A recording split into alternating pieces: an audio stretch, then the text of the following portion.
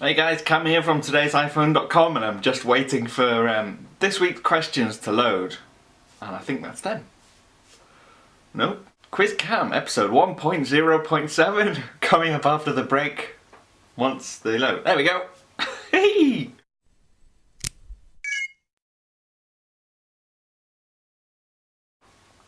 I've got your questions, by the way. Dylan Clough, or Dylan Clough if you're Welsh, I don't know.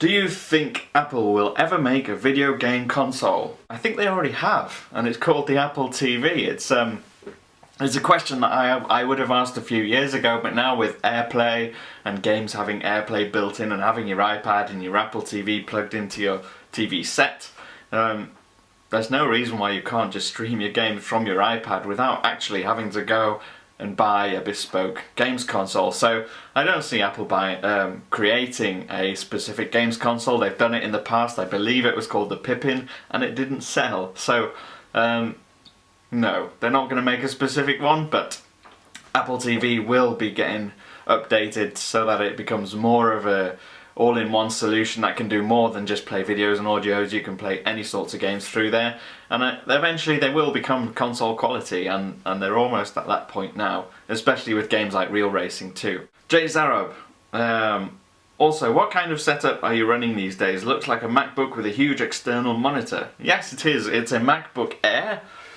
just here, and I've just got it permanently hooked into the Samsung monitor. I would not spend the hundreds of pounds I would need to buy a Thunderbolt display from Apple. They're ridiculous. So just a cheapy Samsung monitor, and it does the job for me, and it means that when I go to events I can just take my laptop with me. I don't have to have two computers. What do you think about iTV? The TV, not the little box, and do you think we'll see one? It's a rumour that's not going to go away until Apple releases one. And whether or not they release one is something that nobody really knows, but we know that they're definitely looking into it. I would like to see one. I think I've answered this question before. This is feeling a little bit like deja vu. Short answer, I don't know. If you were to get an iPod Touch, which colour would you get? One that matches this case. Who started today's iPhone and who owns the channel? 3 years ago, almost now. I believe 3 years ago. In about a week's time it'll be 3 years. It'll be our 3rd anniversary or birthday, depending on which way you want to say it. There was a lady called Adriana Lee. She was the original and managing editor and founder. She left after just over a year, and then I took over. The person who owns it is called Tom. And that's pretty much all I know about him. Would you rather see a waterproof iPhone or a bendable glass iPhone? I think, judging by looking at figures, the most common damage to phones is water damage. Most common of water damages, I believe, is down the toilet. So having a waterproof iPhone would be great. And there's obviously technologies like Liquipel where they spray it with this nanotechnology spray stuff, and it essentially stops water from getting anywhere.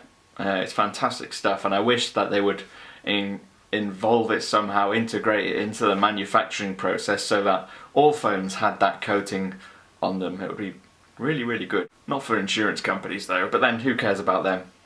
Do you see Apple making a 4.8-inch iPhone to have a chance at increasing market share since SGS 3s are selling well? Now the interesting thing here is, it would be nice to see something like the Galaxy Note. I wouldn't see them making a smartphone bigger unless it had a point for being bigger. It's not, for Apple, it's not just about market share. The products that they design, it's mostly about design. It's all about how can they make a really great product. That's what comes first. And to start with, the intention of just getting market share is not something that you would ever see Apple's designers doing. So from that point of view, no. But if they could release a larger one that would somehow, it would add to the experience, they would make it a really, really great phone, then yes. I mean, you see them releasing the iPad mini, they had to redesign the bezel and the frame, the actual chassis around it to make it small and light and thin. That was the most important thing with the iPad mini.